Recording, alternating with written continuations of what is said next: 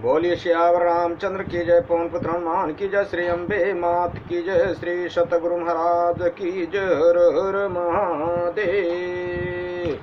राजा राम राम राम सीता राम राम राम, राजा राम राम राम सीता राम राम राम, राजा राम राम राम सीता राम राम राम, राजा राम राम राम सीता राम राम राम, राजा राम राम राम सीता राम राम राम, राजा राम राम राम सीता राम राम राम, राजा राम राम राम सीता राम राम राम, राजा राम राम राम सीता राम राम राम, राजा राम राम राम सीता राम राम राम, राजा राम राम राम सीता राम राम राम, राजा राम राम राम सीता राम राम राम, राजा राम राम राम सीता राम राम राम, राजा राम राम राम सीता राम राम राम, राजा राम राम राम सीता राम राम राम,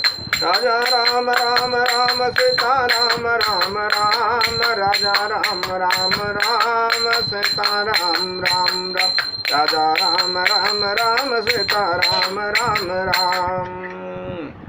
श्यावर रामचंद्र की जय, पवन पुत्र हनुमान की जय, श्री अम्बे मात की जय, श्री सतगुरु महाराज की जय। हर हर महादेव। श्री राम जय राम जय जय राम, श्री राम जय राम जय जय राम। भगवान शंकर के आशीर्वाद से, प्रभु श्री राम जी के कृपा से, देवी माँ के आशीर्वाद से, सदगुरु के कृपा से श्री भक्तमाल कथा भाग 208 श्री पीपा जी द्वारा हिंसक सिंह को अहिंसक वैष्णव बनाना, श्री श्रीधर दंपति की संत निष्ठा। आप लोग सुनिए, आगे आप लोग सुने श्री पीपा जी की सहचरी सीता सहचरी की कथा, शिष्य बनना रामानंद जी की, और श्री कृष्ण दर्शन होने के बाद श्री पीपा जी और उनकी रानी को दर्शन हुए भगवान कृष्ण के। अब आगे की कथा आप लोग सुनिए। श्री पीपा जी ने श्री सीता सहचरी से कहा, देखो यहाँ कैसे कैसे संकट आते हैं, अतः अच्छा होगा कि अब तुम घर को चली जाओ। सीता सहचरी ने उत्तर दिया, भगवान हरि ही भय को हरने वाले हैं, रक्षक हैं, वे ही रक्षा करेंगे। इसके उपरांत दोनों उसी मार्ग से चले जिनमें एक सिंह रहता था, जो बहुतों को मारकर खा चुका था, परंतु इनके दर्शन से उसका अंतःकरण पवित्र हो गया। वह विनीत भाव से इनके निकट बैठ गया। श्यावर रामचंद्र की जय। तब इन्होंने उसे शिष्य करके समझाया कि अब तुम वैष्णव हो गए, अतः किसी की हिंसा न करना। इसके बाद वे दूसरे गांव में पहुँचे। वहाँ आपने शेषशायी भगवान के दर्शन किए और दुकानदार के न देने पर सूखे बांसों को हरा करके एक हरा बांस भगवान को अर्पण किया। वहाँ से चलकर आप परम प्रेमी भक्त श्री चीरधर जी के यहाँ पहुँचे। सियावर रामचंद्र की जय। अब लागी जाऊँ घर कैसे कैसे आऊँ, डर बोली हरि जानिए न भाय न पायो। लेता हूँ परीक्षा मैं तव जानूँ तेरहूँ शिक्षा, यह पसुनी दृढ़ बात कानयति सुख पाय। चले मग दूसरे सूता में एक सिंगर आयो, बांसले तो शिष्य कियो समझाय। आय और गाँव से साई प्रभु नाम रहे, करे बांस रे डरे चीरधर सुहाय। भक्त चीरधर और उनकी धर्म पत्नी ने देखा कि परम भागवत श्री पीपा जी अपनी स्त्री समेत पधारे हैं सियावर रामचंद्र की जय। तो वे परम प्रसन्न हुए, परंतु घर में खाने पीने का कुछ भी सामान नहीं था, क्योंकि इनकी वृत्ति अत्यंत अपरिग्रही थी। श्री चीरधर जी की स्त्री ने अपना एकमात्र वस्त्र दे दिया। श्री चीरधर जी उसे बेचने सीधा सामान ले आए और श्री पीपा जी के सामने रख कर बोले, महाराज रसोई कीजिए और भगवान का भोग लगाइए। वस्त्र बिक जाने के कारण भक्तिन का शरीर नग्न हो गया था, अतः श्री चीरधर ने उन्हें कोठरी में छिपा दिया। श्री सीता सहचरी ने रसोई तैयार कर दी, भगवान का भोग लग गया। श्री पीपा जी ने श्री चीरधर भक्त से कहा, भक्तिन को बुला लाइए, आप और हम एक साथ ही बैठकर प्रसाद पाएंगे। श्री चीरधर ने कहा, आप लोग प्रसाद पाएं, उसे शीत प्रसाद प्रिय है, वह बाद में पालेगी। तब श्री पीपा जी ने सीता सहचरी से कहा कि तुम भीतर जाकर उन्हें बुला लाओ और उन्हें भी साथ ही प्रसाद पवाओ। तब वे भीतर गई तो उन्होंने जाकर देखा कि वह नग्न बैठी है। श्री सीता सहचरी जब भक्तिन को नग्न देखा तो पूछा, कहिए क्या बात है, आपका शरीर उघारा क्यों है?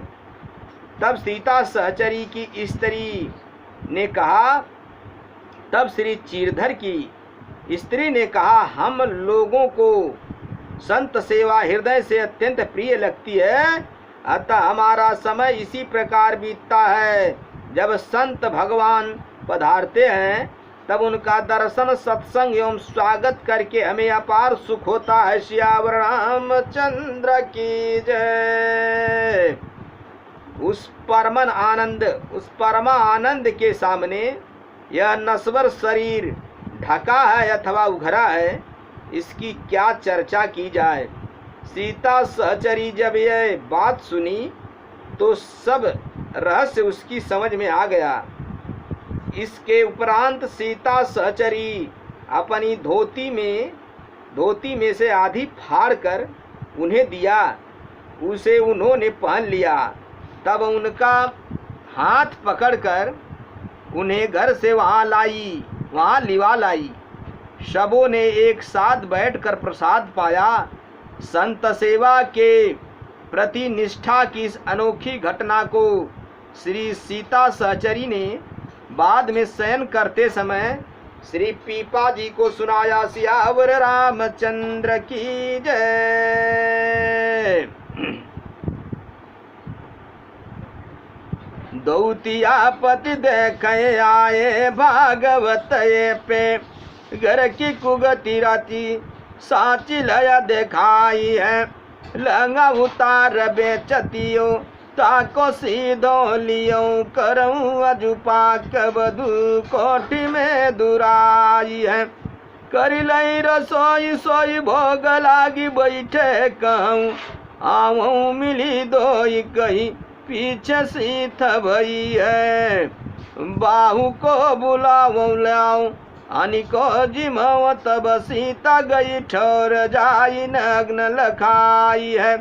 पूछ कहूँ बात ये उघरे क्यों है, गात कहिए से ही बिहत साधु सेवा मन भाई है।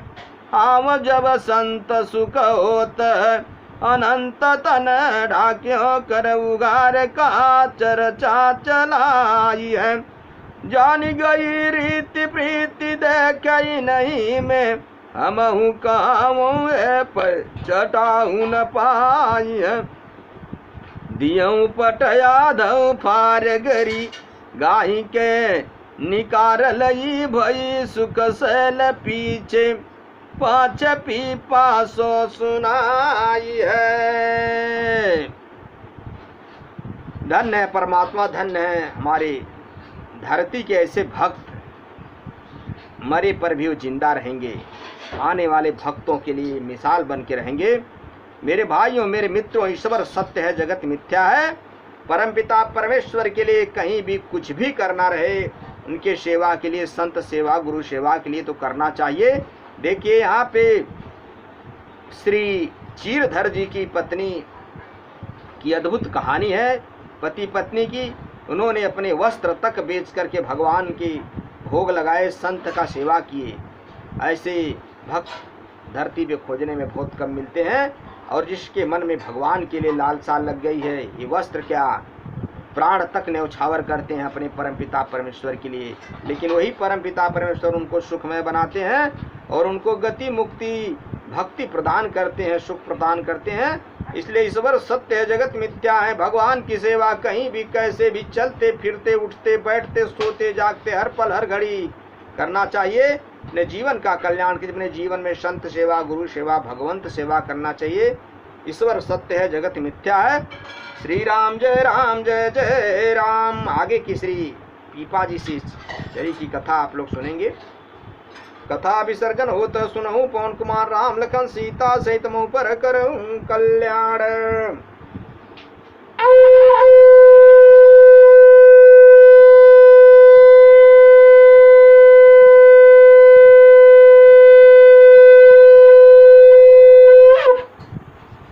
हरि नारायण।